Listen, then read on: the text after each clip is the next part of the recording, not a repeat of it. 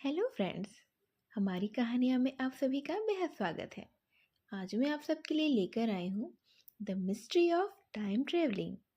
इसे सुनने से पहले आप मेरे चैनल को लाइक और सब्सक्राइब कर दीजिए।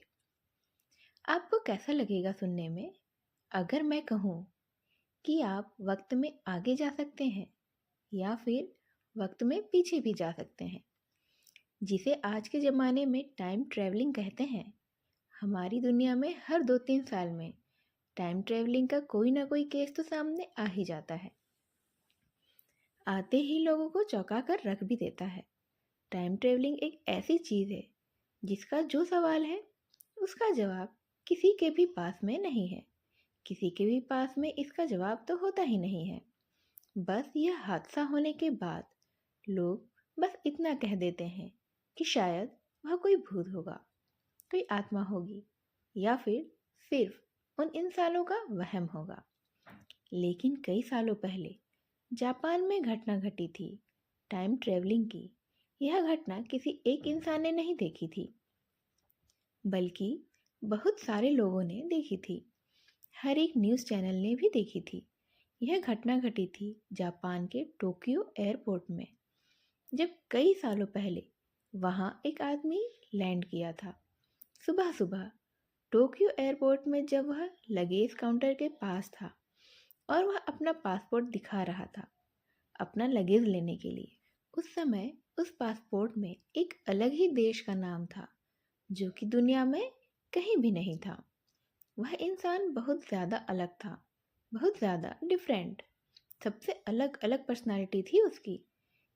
इस एक केस ने पूरे देश को चौंका कर रख दिया था, क्योंकि उसके बाद कुछ ऐसी घटनाएं हुई वहाँ पर जो कि आप खुद बिलीव नहीं कर पाएंगे। अब यह कहानी शुरू होती है। इस स्टोरी की शुरुआत में मैं आपको बता देना चाहती हूँ कि टाइम ट्रेवलिंग असल में होता क्या है। टाइम ट्रेवलिंग वह होता है जब आपके सारे दोस्त, सब लोग, आपके फैमिली वाले, यह पूरी दुनिया एक डिफ़ॉल्ट टाइम में चल रही है। आपका टाइम एक स्पीड के लाइट के टाइम जोन पर चल रहा है, बहुत तेज़। उस समय जो आपका माइंडसेट, जो आप हो, वह एक फ्यूचर में ट्रेवल कर रहा है। यह टोटली डिपेंड करता है आपके ऊपर और आपके स्पीड के ऊपर। इस टाइम डाइजेशन की मदद से आप फ्यूचर में ट्रैवल कर सकते हैं। सिर्फ दो ही चीज़ों की वजह से पॉसिबली होता है यह टाइम ट्रेवलिंग करना। पहला है टाइम डाइजेशन, जो कि मैंने आपको जस्ट अभी बताया। दूसरा होता है ग्रेविटेशनल टाइम डाइजेशन। अगर समझो कि आप 57th फ्लोर पर हो, आपका घर 57th फ्लोर पर है, वहीं पर रह रहे हो। वहीं पर आपका एक दोस्त है जो कि फर्स्ट फ्लोर पर रह रहा है। तो आपने अपनी ज़िंदगी पर 57th फ्लोर पर ही काटी हुई है। कई सालों बाद आप फर्स्ट फ्लोर वाले दोस्त से कुछ मिली सेकेंड आगे ट्रेवल कर चुके हैं, सिर्फ कुछ मिली सेकेंड आगे। इसका मतलब आप जितना अर्थ के सरफेस से दूर रहोगे, आप उतना ही उसे टाइम ट्रेवल मानेंगे या करेंगे। दूसरा एग्जाम्पल के लिए, एक रशियन एस्ट्रोनॉट था जो कि स्पेस में 803 दिन रहा था। 803 दिन सैर ग्राह क्रिक नाम था उसका। वह जब ऊपर था उस समय वह एक अपने टाइम जोन में था। अर्थ में हम लोग अपने टाइम जोन में ही रहते हैं, लेकिन जब वह अर्थ पर लैंड किया तो वह फ्यूचर में लैंड किया। 0.02 सेकेंड वाले आगे लैंड किया। यह बहुत कम है, लेकिन वह अपने फ्यूचर में पहुंचा 0.02 सेकेंड पहले। यह सारी चीज़ें पॉसिबल थी सिर्फ ग्रेविटेशनल टाइम डाइजेशन की वजह से।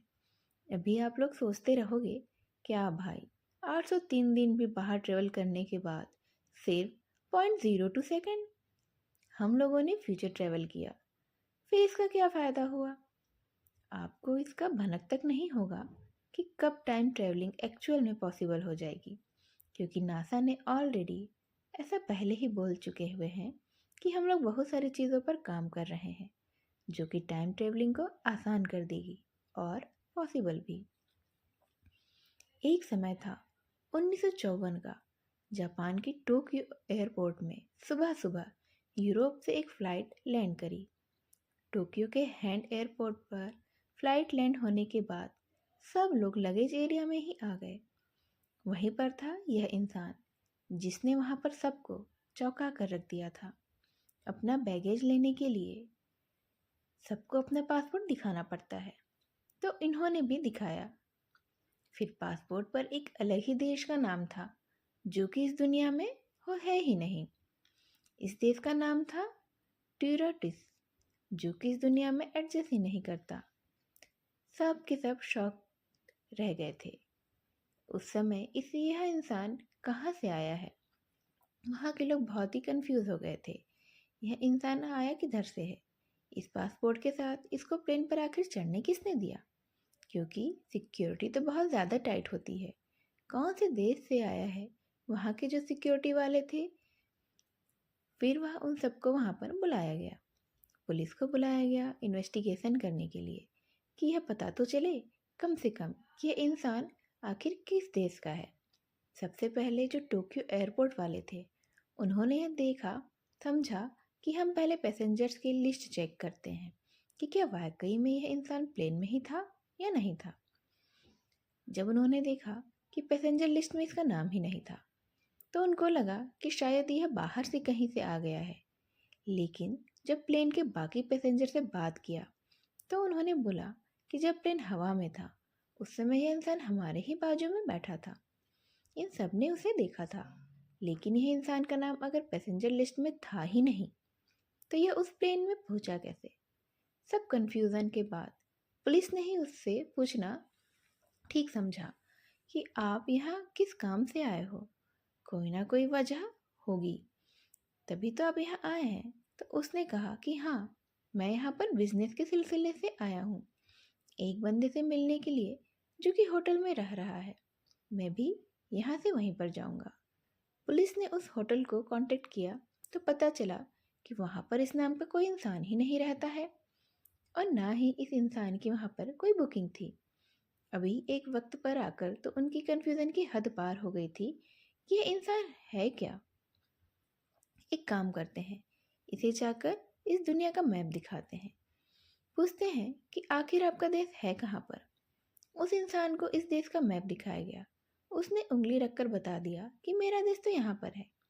लेकिन उसने जहाँ पर बताया था कि यह मेरा देश है, वहाँ पर लिखा था एंडोरा, जो कि फ्रांस और स्पेन के बॉर्डर में आता है। वहाँ पर कोई भी ऑपरेटिंग एयरपोर्ट है ही नहीं। इसने जिस देश का नाम बताया था वह था टॉरेट। यह कैसे हो सकता है? कड़ी से कड़ी यहाँ पर मिल ही नहीं रही थी। सारे लोग बेहद ही कंफ्यूज हो गए थे। अभी फिर सिक्योरिटी वालों ने कहा कि हमें एनालाइज करने के लिए थोड़ा और समय की ज़रूरत है, हमें पता तो चले कि यह है कौन। फिर उस इंसान का उन्होंने पासपोर्ट सीज कर दिया, उसे होटल के एक कमरे में बंद कर दिया। उसके कमरे के सामने 2 सिक्योरिटी ऑफिसर खड़े रहते थे। उसके विंडो को क्लोज कर दिया था ताकि वह कहीं पर भी भागे ना, क्योंकि यह एक बहुत ही ज़्यादा क्रिटिकल केस हो गया था। मिस्टीरियस भी था बहुत ज़्यादा। अगले ही दिन जब पुलिस वाले वहाँ पर आए इन्वेस्टिगेशन करने के लिए, कमरा खोला तो देखा वह इंसान वहाँ पर था ही नहीं। विंडोज़ बंद है, डोर के सामने 2 पुलिस ऑफिसर हैं, तो यह इंसान उस कमरे से गायब कैसे हो गया? फिर पुलिस बहुत ज़्यादा कंफ्यूज्ड और शॉक्ड हो गई थी। लेकिन उन्होंने बोला कि चलो, इसका पासपोर्ट तो हमारे पास है ही, इसके साथ ही कुछ एनालाइज करने की कोशिश करते, कुछ ना कुछ शायद से हमें मिल जाए। आखिर इस पासपोर्ट के ज़रिए कुछ तो मिलेगा। जब वह पासपोर्ट के पास गए तो देखा पासपोर्ट भी गायब था, वह भी पुलिस लॉकर रूम से, जिसको उन्होंने लॉक करके रखा था। वह चीज़ भी गायब थी। मतलब दोनों चीज़ें जो लॉक करके रखी गई थी, एक इंसान और एक पासपोर्ट, दोनों के दोनों लॉक थे, सिक्योरिटी में थे। इन दोनों के दोनों ही अचानक से गायब हो गए थे। यह जो घटना हुई थी जापान में थी। इसे आज भी उस देश का सबसे ज़्यादा मिस्टीरियस केस कहा जाता है। जब ये बातें लोगों तक पहुंची तो जितने भी स्कॉलर्स थे उनका मानना यह था कि शायद टॉरेट जो देश बताया जा रहा था उस इंसान के जरिए शायद से एग्जिट करता है। लेकिन किसी पैरेलल यूनिवर्स में ऐसा हो सकता है कि वह जो इंसान था अपने पैरेलल यूनिवर्स में ट्रेवल कर रहा होगा, गलती से वो बेचारा किसी गलत से टाइम जोन में आ गया हो, वह हमारी दुनिया के टाइम जोन में पहुंच गया। हो सकता है जो कॉन्सेप्ट है पैरेलल यूनिवर्स का और पैरेलल लूप का, इसे आप टाइम डायल और ग्रेविटेशनल डाइजेशन के बीच का कोई कॉन्सेप्ट बोल सकते हो। जब आप एक गलत टाइम लूप में आ जाते हो तो आप एक पैरेलल यूनिवर्स से किसी और यूनिवर्स में ही पहुंच जाते हो। इस केस को, इस घटना को बहुत सारे लोग ऐसा भी कह रहे थे कि शायद यह कोई टाइम ट्रेवलिंग का ही केस है। ऐसा हो सकता है कि यह इंसान फ्यूचर से आया हो या फिर अतीत से आया हो और किसी काम को अंजाम देने के लिए वह कहीं पर पकड़ा ना जाए, पुलिस को कहीं उसकी सच्चाई के बारे में पता ना चल जाए, इसीलिए वह अपने वक्त में वापस चला गया हो। और यह भी हो सकता है, अंत में मैं आपको बस इतना ही कहना चाहती हूँ कि यह जो टाइम ट्रेवलिंग वाला कॉन्सेप्ट है, यह कॉन्सेप्ट नहीं बल्कि एक फैक्ट है, क्योंकि साइंस भी इस पर बिलीव रखती है। साइंस यह भी कहती है, समझो नासा ही यह चीज़ कहती है कि आगे आने वाले कल में हम इसे मुमकिन करके ही रहेंगे, टाइम ट्रेवलिंग को हम पॉसिबल करके ही रहेंगे, क्योंकि यह चीज़ अब एक फैक्ट बन चुकी है। ऐसा भी हो सकता है कि अभी आप जब चल रहे हों भीड़ में, उसमें ऐसा भी हो सकता है कि आपके आसपास ही टाइम ट्रेवलर भी चल रहे हों, आपको बस पता नहीं है, या फिर आप ऐसा कुछ समझ नहीं पा रहे हैं और कोई उनमें से पैरेलल यूनिवर्स से यहाँ पर आ गया हो और हो सकता है आकर फंस चुका हो। बस अभी वह घबरा रहा है कि सच्चाई किसी को पता ना चल जाए, और अगर सबको पता चलती है तो क्या हो जाए।